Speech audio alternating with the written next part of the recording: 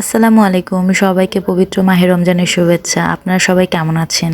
সামনেই বাসায় বিয়ের অনুষ্ঠান, একটা খুব সময় সংকীর্ণতার মাঝে মোটামুটি একটা আয়োজন করা হচ্ছে, তাই খুব তাড়াহুড়ার মাঝেই সবকিছু যাচ্ছে দিনকাল আর কি। আমরাও ইফতার করে তাড়াহুড়ো করে 4 বোন বেরিয়ে পড়লাম বিয়ের টুকটাক কেনাকাটার জন্য, শাড়ি, গায়ে হলুদের কাপড় চোপড়। এরপর আমরা সুপার মার্কেটে চলে আসলাম। আসার পর আমরা এনআর প্লাজাতে মমিনদার দোকানে আসলাম, অর্থাৎ আফিয়া কালেকশন। এসেই দেখি মমিন দাদা শাড়ি গোছানো নিয়ে অনেক ব্যস্ত। মমিনদা ফোনের ভিডিও অন করা দেখে মুচকি মারি একটা হাসি দিল।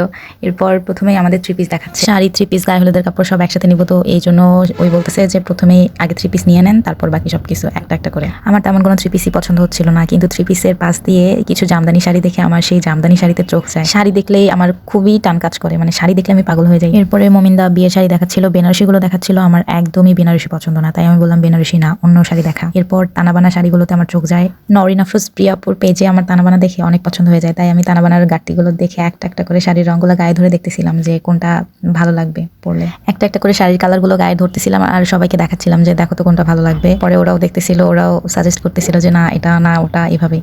এরপর আমি বললাম যে গায়ে হলুদের কাপড় দেখাও, কারণ বিয়ের শাড়ি সিলেক্ট করা হয়েছে আমাদের। এরপর আমরা গায়ে হলুদের কাপড় চোপড় দেখতেছিলাম, গায়ে হলুদের কাপড় সেম ভাবে গায়ে ধরে ধরে দেখতেছিলাম যে কোনটা পরলে ভালো লাগবে।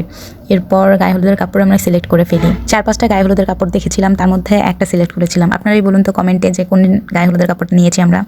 এরপর গামছা দেখতেছিলাম, গায়ে হলুদের জন্য হলুদ কালার গামছা। পর হচ্ছে চাদর দেখতেছিলাম, বিছানার চাদর। সবকিছু কমপ্লিট করে বিয়ের ওড়নাটাই ইনকমপ্লিট রয়ে গেছে।